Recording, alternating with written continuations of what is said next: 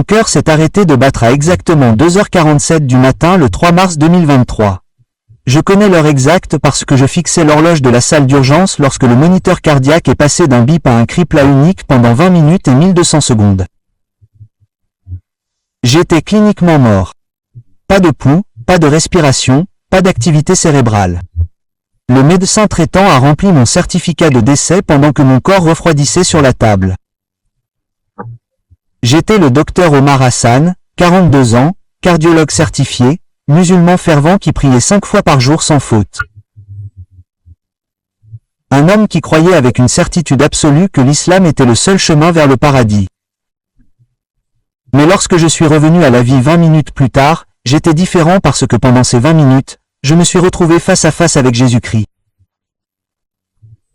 Et ce qu'il m'a révélé sur le salut a brisé tout ce que je pensais savoir sur Dieu, le paradis et la vie éternelle. Voici mon témoignage. Chaque mot est vrai. Et à la fin de l'histoire, vous comprendrez pourquoi j'ai perdu ma carrière, ma famille et ma communauté, et pourquoi je referai le même choix sans hésiter. Je m'appelle Dr Omar Hassan, et c'est la nuit où je suis mort et où j'ai rencontré le Dieu que je ne savais pas que je cherchais. J'ai grandi à Dearborn, dans le Michigan, la plus grande communauté arabo-américaine des États-Unis. Si vous n'y êtes jamais allé, imaginez un morceau du Moyen-Orient transplanté dans le Midwest américain. Des mosquées à chaque coin de rue. L'arabe est parlé aussi couramment que l'anglais. La culture islamique est ancrée dans tous les aspects de la vie quotidienne. Mon père, le docteur Ibrahim Hassan, était un chirurgien respecté qui a immigré d'Égypte en 1975. Ma mère, Amira, portait le hijab intégral et dirigeait un groupe d'études du Coran pour les femmes de notre communauté. L'islam n'était pas seulement notre religion. C'était notre identité, notre héritage, notre vision du monde complète. J'ai appris à prier à l'âge de 6 ans. Mon père me réveillait avant l'aube pour la prière du phare, la première des 5 prières quotidiennes que les musulmans doivent accomplir. Même lorsque j'étais fatigué, même lorsque j'avais envie de dormir, la prière était incontournable. À 10 ans, j'avais mémorisé des passages importants du Coran en arabe. À 15 ans, je pouvais réciter de mémoire le premier chapitre de la sourate Al-Fada avec une prononciation arabe classique parfaite. Au nom d'Allah le tout miséricordieux, le très miséricordieux. Louange à Allah, Seigneur de tous les mondes. Ces mots m'étaient aussi familiers que les battements de mon cœur. J'excellais à l'école. Premier de ma classe jusqu'au lycée. Diplômé en médecine à l'université du Michigan, j'ai fait mes études de médecine à Johns Hopkins et mon internat en cardiologie au Massachusetts General Hospital. Pendant tout ce temps, je n'ai jamais manqué mes 5 prières quotidiennes. Lorsque d'autres étudiants en médecine dormaient ou faisaient la fête, je faisais ma toilette rituelle et je priais en me tournant vers la Mecque. Mes collègues respectaient cela. Certains trouvaient cela curieux. Quelques-uns trouvaient gênant que je doive m'éloigner pendant les tournées ou les conférences. Mais je m'en fichais. Allah passait toujours en premier. J'ai épousé Yasmine à 29 ans. C'était la fille de l'imam de notre mosquée locale. Elle était belle, intelligente et pieuse. Elle portait le hijab par choix, priait fidèlement et voulait élever nos enfants dans la stricte tradition islamique. Nous avons eu 2 filles, Aïcha, âgée aujourd'hui de 11 ans, et Zanab, âgée aujourd'hui de 8 ans. Je leur ai appris à prier comme mon père me l'avait appris. Je voulais qu'elles aiment Allah, qu'elles suivent l'exemple du prophète Mahomet et qu'elles vivent dans la droiture. Ma vie était exactement ce que j'avais toujours voulu. Une carrière médicale réussie, une position respectée dans la communauté musulmane, une belle famille, une foi profonde. Je croyais sincèrement que j'étais sur le droit chemin, comme Sœur Al-Mustaqim, le chemin qui mène au paradis. Mais j'étais sur le point de découvrir que le chemin que je pensais mener au paradis ne menait en réalité nulle part. Voici ce que la plupart des non-musulmans ne comprennent pas à propos de l'islam. C'est une religion d'incertitude constante. Oui, nous avons des règles claires et spécifiques sur tout. Comment prier, comment se laver, quoi manger, comment s'habiller, comment traiter les autres. Le Coran et les hadiths fournissent des instructions détaillées pour presque tous les aspects de la vie. Mais voici la partie terrifiante. On ne sait jamais si l'on a fait assez. Le salut dans l'islam n'est pas garanti. Il se mérite. Et on ne sait jamais si nos bonnes actions l'emporteront sur nos mauvaises actions le jour du jugement. Le Coran décrit la balance sur laquelle nos actions seront pesées. Si nos bonnes actions sont plus lourdes, nous irons au Jannah, le paradis. Si nos mauvaises actions sont plus lourdes, nous irons au Jahannam, l'enfer. Mais nous ne connaissons le résultat qu'au jour du jugement. Même le prophète Mahomet lui-même a dit qu'il ne savait pas s'il entrerait au paradis. Si le prophète lui-même n'en était pas sûr, comment aurais-je pu l'être? Alors j'ai fait plus d'efforts, j'ai prié davantage, j'ai fait plus de charité, j'ai jeûné au-delà du Ramadan, j'ai mémorisé davantage de Coran. J'ai essayé d'être le meilleur musulman possible. Mais au fond de moi, dans des moments d'introspection honnête, j'étais terrifié. Et si cela ne suffisait pas? Et si Allah me rejetait? Et si un péché non confessé faisait pencher la balance vers l'enfer? Je n'ai jamais exprimé ces peurs à voix haute. Dans notre communauté, le doute était une faiblesse. Les questions étaient dangereuses. Il suffisait de croire et d'obéir. Mais la peur était toujours là, tapie sous mes prières et ma piété. Et le 3 mars 2023, cette peur allait se confronter à quelque chose que je n'aurais jamais imaginé. L'amour parfait. Le 3 mars 2023 a commencé comme n'importe quel autre vendredi, le Jumu'ah, le jour saint de l'islam. Réveil à 5 heures du matin pour la prière. J'ai fait mes ablutions à l'eau froide, me lavant 3 fois selon la tradition. J'ai prié sur mon tapis face à la Mecque, en récitant les versets familiers. Yasmine a préparé le petit déjeuner pendant que je lisais le Coran. Nos filles dormaient encore. C'était une routine paisible, exactement comme depuis des années. J'ai embrassé Yasmine pour lui dire au revoir à 7h30. J'ai une longue garde aujourd'hui, 12 heures à l'unité de cardiologie. Je risque d'être en retard, sourit-elle. N'oubliez pas la prière du Jumu'ah à la mosquée à 22h. Je ne l'oublierai jamais, dis-je. Ce furent les derniers mots normaux que nous échangions. Je suis arrivé à l'hôpital de l'Université du Michigan à 8h15. Les gardes du vendredi à l'unité de soins intensifs cardiaques étaient toujours intenses. Patients en post-opératoire, admission aux urgences, famille désespérée d'avoir de bonnes nouvelles. À midi, j'avais vu 8 patients. 2 étaient dans un état critique. L'un d'eux était en train de coder quand je suis arrivé, et nous avons passé 40 minutes à essayer de redémarrer son cœur. Nous avons échoué. Il est mort à 11h47. Je me souviens m'être lavé les mains après ce code, fixant mon reflet dans le miroir de la salle de bain, me demandant si l'âme de cet homme était jugée à ce moment précis. Était-il au paradis ou en enfer? Ses bonnes actions avaient-elles été suffisantes? J'ai quitté l'hôpital à 12h05. Pour me rendre à la prière du Jumu'ah. La mosquée était à 5 minutes. J'avais juste assez de temps. La prière était magnifique. 200 hommes se prosternaient épaule contre épaule en parfaite harmonie. Le sermon de l'imam portait sur la gratitude et la soumission à la volonté d'Allah. Tout ce qui arrive est le décret d'Allah, a-t-il dit. Que ce soit bon ou mauvais, nous devons l'accepter avec patience et confiance. Je n'avais aucune idée à quel point ces mots seraient vite mis à l'épreuve. Je suis retourné à l'hôpital à 14h30.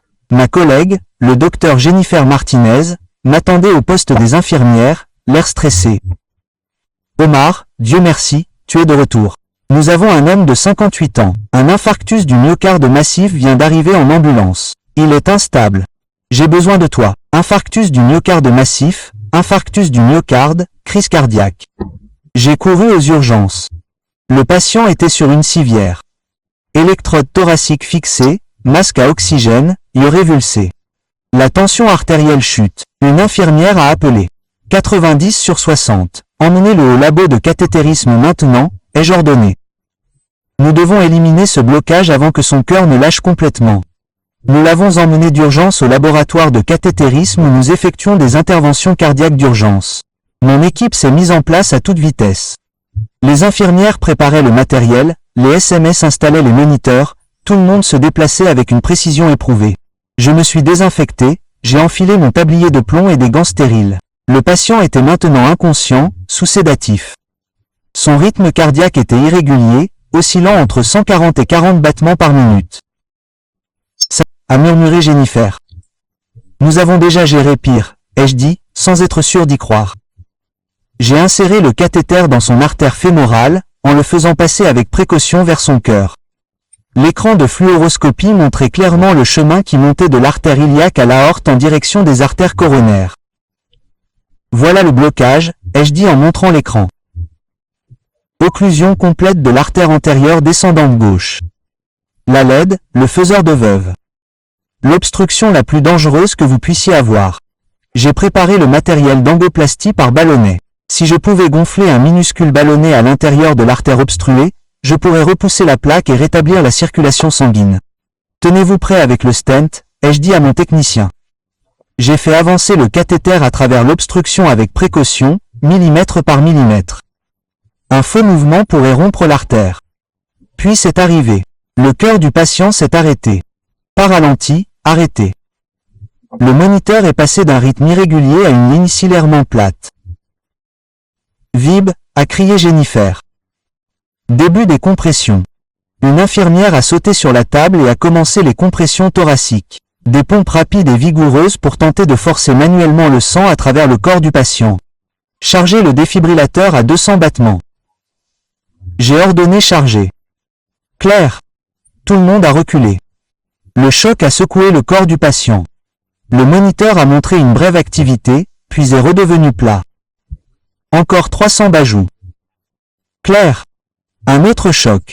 Toujours rien. Nous avons travaillé pendant 35 minutes.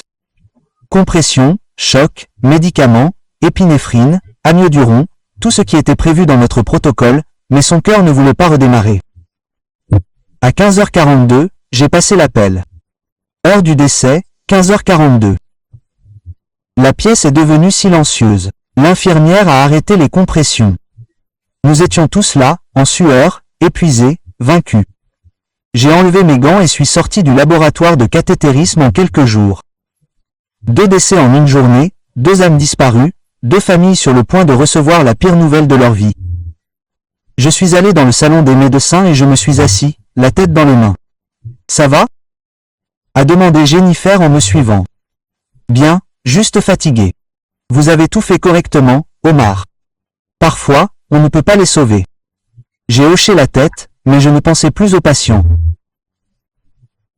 Je pensais à moi, à ma propre mortalité, à ce qui arriverait à mon âme si je mourais maintenant. Mes bonnes actions seraient-elles suffisantes? Je ne le savais pas encore, mais il me restait moins de 6 heures à vivre. Et pendant ces 6 heures, j'allais découvrir que tout ce que je croyais à propos de Dieu, du salut et de la vie éternelle allait être complètement bouleversé. J'ai terminé mon service à 20h30, 12 heures d'affilée, 2 décès de patients. J'étais épuisé physiquement et émotionnellement. J'ai accompli la prière du Maghra, la prière du coucher du soleil, dans la chapelle de l'hôpital. Il n'y avait pas de salle de prière musulmane dédiée, j'ai donc utilisé l'espace multiconfondu mon tapis de prière portable, tourné vers le nord-est en direction de la Mecque, et j'ai prié. Mais mon cœur n'y était pas. Je faisais les choses machinalement, récitant des mots que j'avais mémorisés il y a des décennies, mais sans ressentir la connexion que j'éprouvais habituellement. Allah, guide-moi, renforce ma foi, accepte mes prières. Les mots me semblaient creux. Je suis rentré chez moi en écoutant la récitation du Coran sur l'autoradio. La sourate Yassine, le cœur du Coran, souvent récité pour les mourants et les morts. Quelle ironie! Je suis arrivé à la maison à 21h15. Yasmine avait préparé le dîner. De la capsa d'agneau avec du riz et des légumes. Les filles avaient déjà mangé et étaient en haut en train de faire leurs devoirs. « Comment s'est passée ta journée ?» demanda Yasmine alors que nous nous asseyions pour manger. 2 patients perdus de vue depuis longtemps. Elle tendit la main par-dessus la table et me serra la main. « Tu fais de ton mieux, Allah décide du reste. » Encore cette phrase, Allah décide. Mais et si la décision d'Allah était une condamnation? Et si mon mieux n'était pas suffisant? J'ai repoussé cette pensée et j'ai mangé en silence. Après le dîner, je suis monté à l'étage pour souhaiter bonne nuit à Aïcha et Zanab. Elles étaient en pyjama en train de se brosser les dents. « Baba, veux-tu nous lire une histoire ?» demanda Zanab. « Pas ce soir, Habibti. Baba est très fatigué. S'il te plaît. » Aïcha s'est jointe à moi. Je n'ai pas pu résister à leurs grimaces. « D'accord, une histoire. » Nous nous sommes assises sur le lit d'Aïcha et je leur ai lu une histoire tirée de notre livre de contes islamiques pour enfants. L'histoire du prophète Iseph, Joseph, et comment Allah l'a protégé à travers de nombreuses épreuves.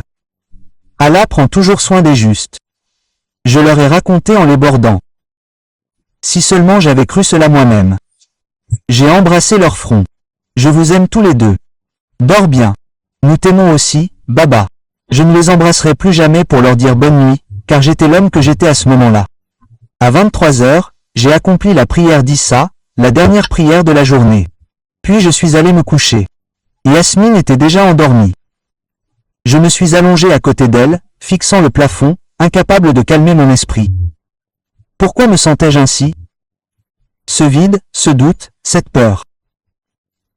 J'avais tout fait correctement, prié fidèlement, vécu moralement, servi les autres. Pourquoi me sentais-je toujours aussi incertain quant à mon destin éternel? Je me suis finalement endormi vers minuit. À 2h30 du matin, je me suis réveillé avec une douleur thoracique écrasante. J'avais l'impression qu'un éléphant était assis sur ma poitrine. La pression était si intense que je ne pouvais plus respirer. Douleur irradiant le long de mon bras gauche et remontant jusqu'à ma mâchoire. J'ai immédiatement reconnu les symptômes. Je les avais vus chez des centaines de patients. J'étais en train de faire une crise cardiaque. Yasmine. J'ai halté, la secouant pour la réveiller. Appelez le 911 maintenant. Elle s'est redressée instantanément, alerte. Qu'est-ce qui ne va pas? Une crise cardiaque. Appelez maintenant. Elle a attrapé son téléphone et a composé le numéro pendant que j'essayais de m'asseoir. La douleur était atroce. Chaque respiration était une agonie. Oui, mon mari est en train de faire une crise cardiaque. Il est médecin. Il dit que c'est une crise cardiaque. Elle a donné notre adresse. Ils arrivent. Elle me l'a dit, les larmes aux yeux. Je me suis levé, pensant que je pourrais descendre pour rencontrer l'ambulance. Grosse erreur. Au moment où je me suis levé, le monde a basculé. Omar, Yasmine a crié. Puis tout est devenu noir. Je suis tombé violemment au sol. Yasmine a crié. Je l'ai entendu mais je n'ai pas pu répondre. Mon cœur battait de manière irrégulière. Je pouvais le sentir bégayer dans ma poitrine comme un moteur qui a dératé. Puis il s'est complètement arrêté. Plus de battements de cœur. Plus de souffle. Juste l'obscurité. Mais je n'étais pas inconsciente. J'étais plus consciente que je ne l'avais jamais été de toute ma vie. Je me sentais me séparer de mon corps. Pas douloureusement, pas violemment, juste comme un ballon d'hélium lâché par la main d'un enfant, s'élevant doucement vers le haut. Je baissai les yeux et me vis allongé sur le sol de la chambre. Yasmine était à genoux à côté de moi, secouant mes épaules, criant mon nom. Omar, Omar, réveille-toi. S'il te plaît, réveille-toi. Je voulais lui dire que j'allais bien, que j'étais là, mais je n'avais pas de voix, personne à qui parler. Les filles en pyjama sont entrées en courant dans la pièce, le visage terrifié. Maman, qu'est-ce qui ne va pas avec Baba? Asa a pleuré. Retourne dans ta chambre. Yasmine a crié à travers ses larmes. Maintenant, je regardais cette scène avec un étrange détachement. Ce corps sur le sol, les lèvres bleues, aucun mouvement. Pas de respiration. C'était le mien. Mais j'avais l'impression d'avoir un vieux manteau que je venais d'enlever. J'ai entendu des sirènes approcher. Les ambulanciers ont fait irruption par la porte d'entrée quelques secondes plus tard. Matériel en main. Ils se sont précipités à l'étage. 2 hommes en uniforme sont tombés à genoux à côté de moi. Pas de pouls, a dit l'un d'eux en vérifiant mon cou. Il a commencé la RCP, puis les compressions thoraciques. Des pompes rythmiques et puissantes. J'ai vu ma poitrine se comprimer à chaque poussée. Le deuxième ambulancier a branché un défibrillateur externe automatisé. Analyse du rythme. Choc conseillé. Clair. Mon corps a sursauté lorsque l'électricité a frappé. Le moniteur a montré une brève activité, puis à nouveau plat. Pas de pouls. Poursuite de la RCP. Ils ont chargé mon corps sur une civière et m'ont transporté en bas. Yasmine a suivi. Toujours en chemise de nuit, pleurant hystériquement. Les portes de l'ambulance se sont refermées. Je flottais toujours au-dessus, regardant tout cela se dérouler. Puis quelque chose d'étrange s'est produit. J'ai arrêté de m'élever. L'ambulance avec mon corps à l'intérieur est partie. Les sirènes hurlaient. Mais je ne l'ai pas suivi. Au lieu de cela, j'ai commencé à bouger dans une autre direction. Ni vers le haut, ni vers le bas, ni horizontalement, juste ailleurs dans un espace qui n'avait aucune direction telle que je les comprenais. Le monde physique s'est estompé. La maison, la rue, la ville, tout se dissolvait comme une brume qui se dissipait au soleil du matin. Je pénétrais dans l'obscurité. Mais ce n'était pas une obscurité effrayante. C'était une transition. Un mouvement entre les royaumes, comme le passage d'une porte d'une pièce à l'autre. Je m'attendais à voir Munkar et Nakar, les deux anges qui, selon les musulmans, interrogent les morts.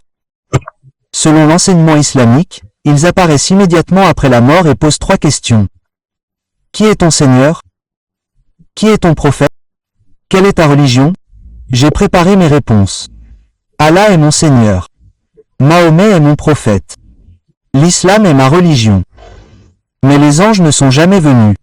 Au lieu de cela, j'ai ressenti une sensation d'attraction. Pas physique, je n'avais pas de corps attiré, mais quelque chose m'attirait vers l'avant avec une douceur irrésistible. Je traversais l'obscurité plus vite maintenant. Le temps n'avait plus de sens. Est-ce que je voyageais pendant des secondes, des minutes, des heures? Je ne pouvais pas le dire. Puis j'ai vu de la lumière devant moi. Pas comme la lumière du soleil ou la lumière électrique. Cette lumière était différente. Elle avait une présence, une personnalité. Attendez, elle était vivante. Et tandis que je m'approchais, la lumière a commencé à prendre forme. Figurer une personne. Et dès que je l'ai vu, j'ai su exactement qui il était. C'était Jésus. Mais c'était impossible. J'étais musulman. Je ne croyais pas que Jésus était Dieu.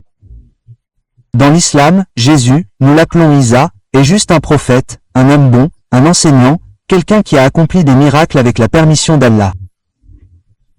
Mais il n'est pas divin, il n'est pas le Fils de Dieu, et il n'est certainement pas mort sur une croix ni ressuscité.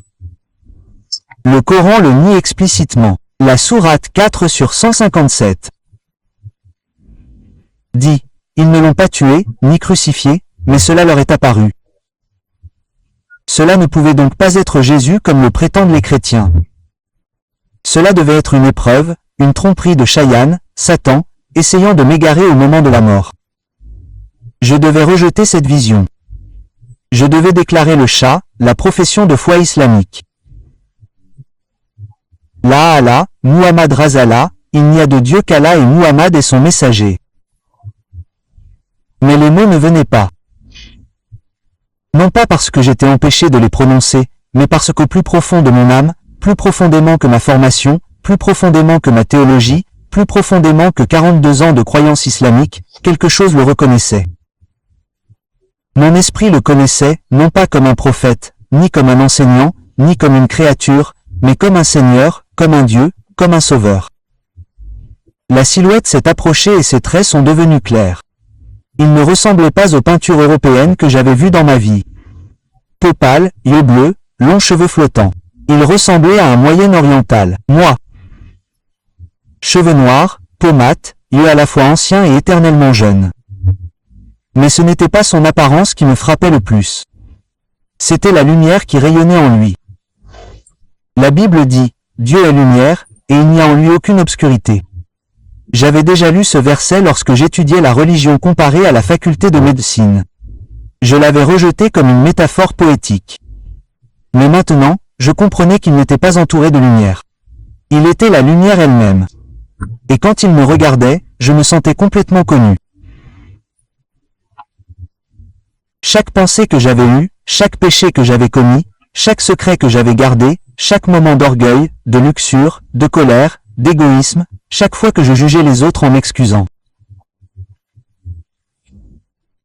Chaque fois que j'accomplissais des devoirs religieux pour le spectacle plutôt que par sincérité, il voyait tout, tout. Et il m'aimait quand même. Non pas parce que je le méritais, non pas parce que je l'avais gagné, mais parce que l'amour était sa nature même. Dans l'islam, j'ai passé 42 ans à essayer de gagner l'approbation d'Allah, à essayer de faire pencher la balance des bonnes actions en ma faveur, me demandant toujours si j'en avais fait assez. Toujours craignant le jugement. Mais devant Jésus, il n'y avait aucune peur, seulement de l'amour. Un amour irrésistible, inconditionnel et transformateur. Il ne parlait pas avec des ondes sonores ou des cordes vocales. Sa voix pénétrait directement ma conscience, mon âme. Omar, mon fils, il connaissait mon nom. Le Dieu de l'univers connaissait mon nom. Le Dieu de l'univers connaissait mon nom et il m'a appelé son fils. J'ai voulu courir. Je voulais déclarer le partage et rejeter cette vision. Je voulais rester fidèle à l'islam, à ma famille, à tout ce qu'on m'avait appris depuis l'enfance. Mais je ne pouvais pas bouger. Je ne pouvais pas parler. Tout ce que je pouvais faire, c'était ressentir. Et ce que je ressentais a brisé toutes mes certitudes religieuses. Seigneur, j'ai finalement réussi à dire, bien que je n'avais pas de bouche pour parler, le Coran dit que tu n'es pas Dieu. On m'a appris depuis ma naissance que t'appeler Dieu est shirk, le péché impardonnable. Jésus m'a regardé avec une patience infinie, comme un père aimant qui écoute un enfant confus à qui on a raconté des mensonges à son sujet. Omar, dit-il doucement, que te dit ton cœur en ce moment?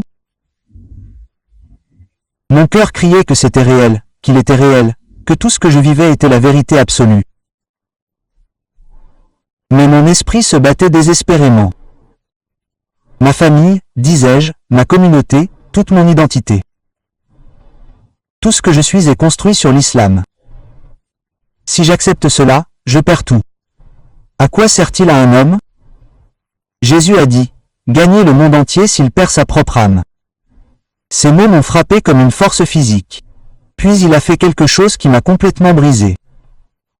Il m'a montré ma vie, non pas comme une liste de bonnes et de mauvaises actions à peser sur une balance, mais comme une histoire, mon histoire. Je me suis vu comme un petit enfant apprenant à prier avec mon père. J'ai vu ma sincérité, mon désir sincère de plaire à Dieu, ma recherche honnête de la vérité. Et Jésus a dit, j'ai vu chaque prière que tu as faite. J'ai entendu chaque mot. Tu me priais sans le savoir. Chaque fois que tu as cherché Dieu avec un cœur sincère, tu me cherchais. J'ai vu le jour de mon mariage, la naissance de mes filles, des moments de joie, d'amour et de beauté. Je t'ai donné ces moments. Jésus a dit, tout ce qui est bon dans votre vie vient de moi. Je suis la source de tout amour, de toute joie, de toute bonté. Puis j'ai vu mes péchés, les choses que j'avais cachées, l'orgueil sous-jacent à ma piété, l'autosatisfaction qui me poussait à juger les autres tout en m'excusant, les convoitises secrètes, les colères et l'égoïsme. Je m'attendais à une condamnation. Dans l'islam, voir ces péchés affichés signifiait jugement, punition, feu de l'enfer. Mais le visage de Jésus n'a pas changé. Son amour n'a pas diminué. J'ai déjà payé pour cela, a-t-il dit doucement. Chacun de ceux qui sont sur la croix, on vous l'a appris, je ne suis jamais mort. Mais le Coran dit que le Coran a été écrit 600 ans après que j'ai marché sur la terre par un homme qui ne m'a jamais rencontré, qui a reçu des révélations dans une grotte sans témoin. Il a fait un geste et soudain je l'ai vu, la crucifixion, non pas comme une peinture ou une scène de film, mais comme une réalité. J'ai vu Jésus, cette même personne debout devant moi maintenant, pendu à une croix romaine. Du sang coulait sur son visage à cause des épines enfoncées dans son crâne. Des clous dans le poignet et les pieds, il luttait pour chaque respiration. La douleur était inimaginable. Pas seulement une torture physique, mais une agonie spirituelle. Je la sentais irradier de lui. Le poids de chaque péché que l'humanité commettrait jamais pesait sur ses épaules. Et je l'ai entendu parler même dans ce moment d'agonie. Père, pardonne-leur. Ils ne savent pas ce qu'ils font. Pourquoi? J'ai murmuré. Pourquoi ferais-tu ça? Jésus s'est retourné vers moi et j'ai vu des larmes dans ses yeux. Pour toi, Omar. Je l'ai fait pour toi et pour chaque personne qui vivrait un jour. Parce que la seule façon de combler le fossé entre Dieu saint et l'humanité pécheresse était que je devienne humain. J'accepte ta punition et je t'offre ma justice comme un don gratuit. Gratuit. Ce mot m'a choqué. Dans l'islam, rien n'est gratuit. Tout doit être gagné par les œuvres. Gratuit. Jésus a confirmé. Le salut ne dépend pas de ce que vous faites. Il dépend de ce que vous avez déjà fait. Vous ne pouvez pas le gagner. Vous ne pouvez que le recevoir. Il m'a montré plus. Au moment où son corps fut placé dans un tombeau après sa mort sur la croix. 3 jours plus tard, le tombeau était vide. Non pas parce que son corps avait été volé, mais parce qu'il en était sorti vivant. La mort n'avait pas pu le retenir. Le péché n'avait pas pu le vaincre. Il avait vaincu les deux. C'est pourquoi je suis le seul à pouvoir vous offrir la vie éternelle. Jésus a dit, parce que je suis le seul à être mort et ressuscité. Tous les autres prophètes, enseignants ou chefs religieux sont encore dans leur tombe. Mais je suis vivant à ce moment-là, maintenant et pour toujours. J'ai pensé au tombeau de Mahomet à Médine. Je n'avais jamais fait le pèlerinage du Hadj moi-même, mais je connaissais des musulmans qui l'avaient fait. Ils ont décrit leur visite du tombeau du prophète avec révérence. Mahomet était toujours mort, il était mort depuis 1400 ans. Mais Jésus se tenait devant moi, vivant, rayonnant, puissant. Les prophètes m'ont montré du doigt. Jésus a poursuivi, Abraham a vu mon jour et s'est réjoui. Moïse a écrit à mon sujet. David a chanté à mon sujet. Ésaïe a décrit mes souffrances et ma résurrection 700 ans avant ma naissance. Tout l'Ancien Testament est une histoire qui se construit vers mon arrivée. Il m'a montré des prophéties que je n'avais jamais vues auparavant. Des passages des Écritures hébraïques qui décrivent le Messie avec tant de détails qu'il était impossible de nier qu'il parlait de Jésus. Même votre Coran en témoigne. Dieu a dit, « Il m'appelle Ru'Allah, l'Esprit de Dieu. » Kamatala, la parole de Dieu. Almaseux, le Messie. Il dit que je suis né d'une vierge, que j'ai accompli des miracles et que je suis monté au ciel. Il me donne des titres qu'il ne donne à aucun autre prophète. Mais il nie que tu sois mort sur la croix. J'ai faiblement protesté. Parce que si je ne suis pas mort, tu ne peux pas être sauvé. Jésus a expliqué. Le plus grand mensonge de Satan aux musulmans est que je ne suis pas mort. Parce que si je ne suis pas mort pour tes péchés, alors tu dois te sauver par tes propres œuvres. Et Omar, tu sais que dans ton cœur, tu as toujours su que ton travail ne suffirait jamais. Il avait raison, je l'avais toujours su. Toutes mes prières, tous mes jeûnes, toutes mes aumônes, tous mes versets du Coran mémorisés. Au fond de moi, je n'ai jamais cru qu'il suffisait à gagner le paradis. La peur était toujours là. L'incertitude, le poids écrasant du salut basé sur la performance. Je ne suis pas venu pour fonder une religion. Jésus a dit, « Je suis venu pour restaurer la relation entre Dieu et l'humanité. » La religion dit, « Fais. » Je dis, « Fais. » La religion dit, « Travaille. » Je dis, « Repose-toi. » La religion dit, « Fais plus d'efforts. » Je dis, « C'est terminé. » Les larmes coulaient sur mon visage maintenant. Bien que je n'avais ni visage, ni yeux, ni corps pour pleurer, mon âme pleurait. Pleurant pour toutes les années où j'avais essayé de gagner ce qui m'était offert gratuitement. Pleurant pour toutes les peurs que j'avais inutilement portées. Pleurant pour la beauté de la grâce dont j'ignorais l'existence. Me pardonneras-tu? J'ai murmuré pour toutes les fois où je t'ai renié pour t'avoir traité de simple prophète alors que tu es Seigneur, pour avoir cru à des mensonges à ton sujet. Jésus a souri.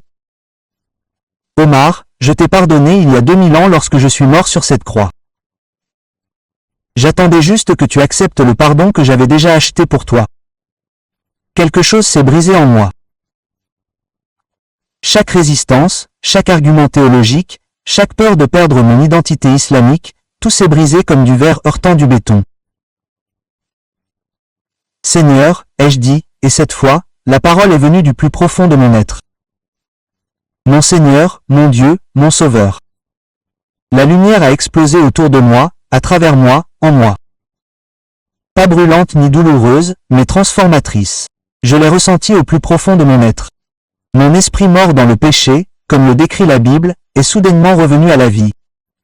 Vraiment vivant pour la première fois de toute mon existence. C'est ce que Jésus voulait dire par naître de nouveau, pas par réincarnation, pas par métaphore, mais par une véritable renaissance spirituelle.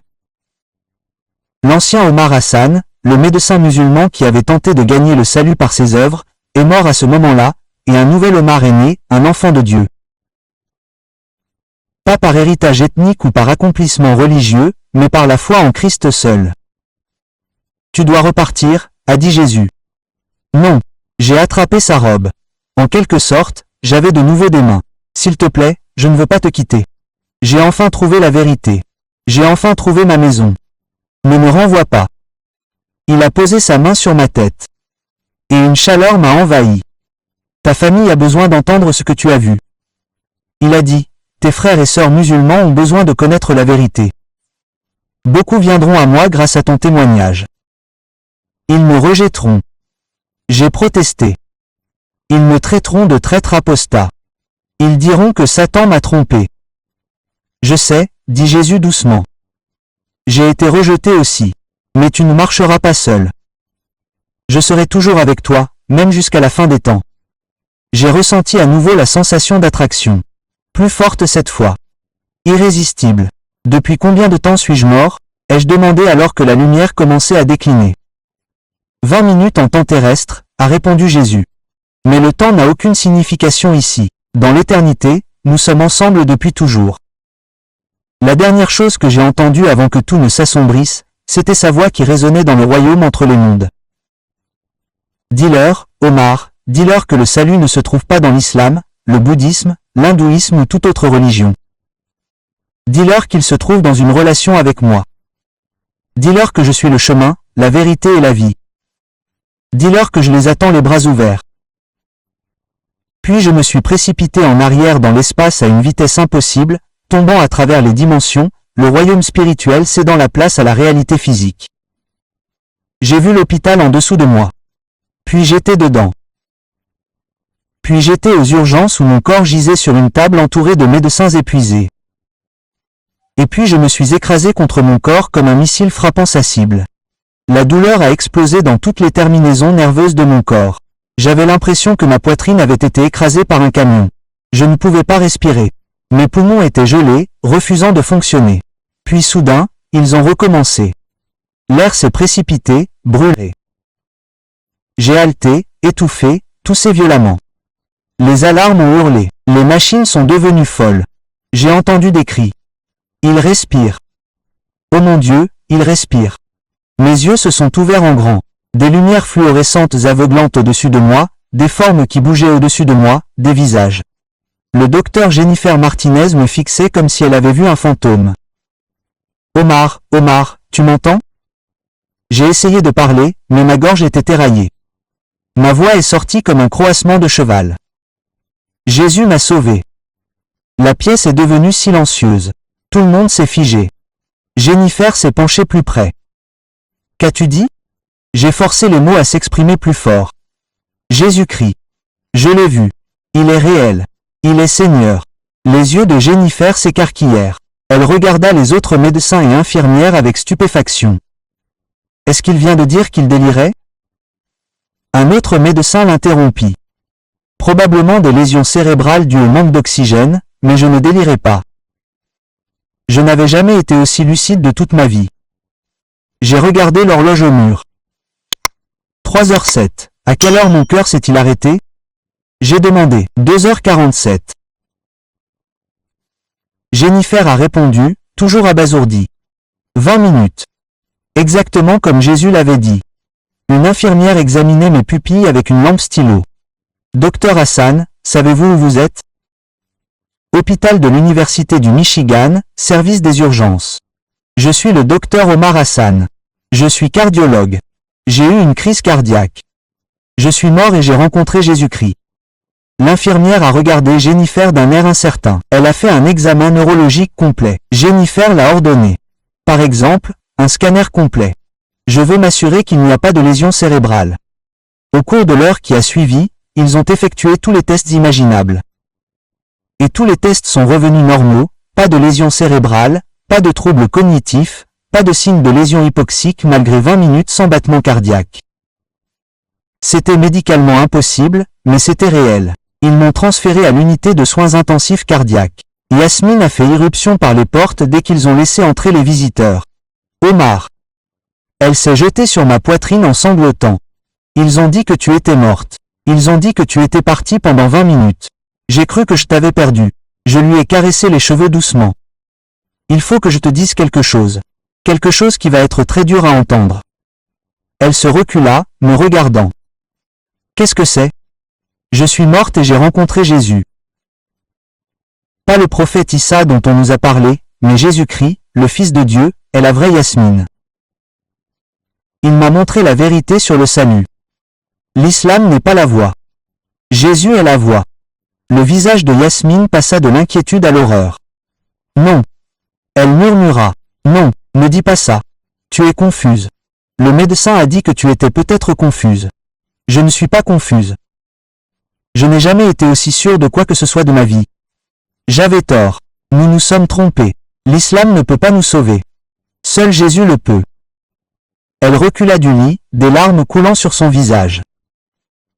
C'est Shaitan, dit-elle, la voix tremblante. Satan te trompe. Tu dois dire la Shia. Tu dois renouveler ta foi. Je ne peux pas, dis-je doucement, parce que j'avais enfin trouvé la vraie foi en Christ. Yasmine se couvrit le visage et sortit de la pièce en courant.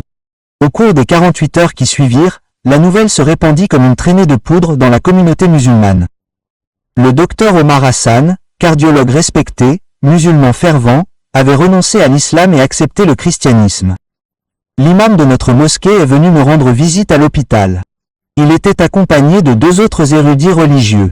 « Frère Omar, a dit l'imam gravement, assis à côté de mon lit, nous sommes là pour vous aider. Vous avez traversé un traumatisme. Votre esprit vous joue des tours. Tout ce que vous croyez avoir vu n'était pas réel. C'était réel, ai-je dit fermement. Je me suis tenu devant Jésus-Christ. Il m'a montré la vérité. Jésus est un prophète, a insisté l'imam. Pas Dieu. Ce que vous avez vu était une épreuve d'Allah ou une tromperie de Shaitan. Vous devez le rejeter et revenir à l'islam. Je ne peux pas revenir à quelque chose qui n'a jamais été vrai, dis-je. L'un des érudits se pencha en avant. Comprenez-vous ce que vous dites? Vous commettez une apostasie. Le Coran est clair sur la punition de l'apostasie. Je savais ce qu'il voulait dire. Dans la loi islamique, la punition pour avoir quitté l'islam est la mort. Je comprends, dis-je calmement. Mais je n'ai pas peur parce que Jésus a déjà vaincu la mort et il a promis qu'il ne me quitterait jamais. L'imam se leva brusquement. Alors vous n'êtes plus musulman. Vous ne faites plus partie de notre communauté et vous devrez faire face aux conséquences de votre choix. Ils sont partis sans dire au revoir.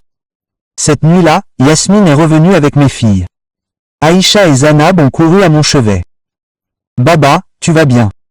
Elles m'ont serré dans leurs bras avec précaution, en faisant attention à tous les fils et tubes. Yasmine se tenait sur le pas de la porte, le visage baigné de larmes mais résolu. Omar, je te quitte, dit-elle doucement. Je prends les filles. Je ne peux pas rester mariée à un apostat. Dans l'islam, notre mariage est automatiquement annulé lorsque l'on abandonne la foi. Mon cœur s'est brisé. Yasmine, s'il te plaît. Non. Sa voix était ferme. Tu as fait ton choix. Maintenant, je fais le mien. Je ne te laisserai pas empoisonner nos filles avec ce mensonge chrétien. Elle prit les mains de la fille. Dis au revoir à ton père. Mais maman, pourquoi disons-nous au revoir? Demanda Zanab, confuse. Baba va mieux. Dis juste au revoir, dit Yasmine, la voix brisée. Au revoir, Baba. Dirent-ils. Ne comprenant pas pourquoi cela semblait si définitif, je les regardais sortir de ma chambre, de ma vie. Le prix à payer pour suivre Jésus était plus élevé que je ne l'avais imaginé. Mais même en pleurant, je savais que je referais le même choix parce que j'avais vu la vérité. Et une fois que vous avez vu la vérité, vous ne pouvez pas l'oublier. Je suis sorti de l'hôpital 5 jours plus tard. Je suis parti. Je suis rentré chez moi dans une maison vide. Yasmine avait emmené les filles et emménagé chez ses parents. La moitié des meubles avaient disparu. Les tapis de prière avaient disparu. La seule trace qu'une famille musulmane avait vécue là était la calligraphie arabe encore accrochée au mur. Je me suis assise dans mon salon vide et j'ai pleuré. J'avais perdu ma femme, mes filles, ma communauté, ma réputation. Mon téléphone vibrait sans arrêt de messages. Traître, apostat, qu'Allah te maudisse. Tu as vendu ton âme au diable. D'anciens amis, collègues, des personnes auprès desquelles j'avais prié pendant des années. Tous m'ont rejeté.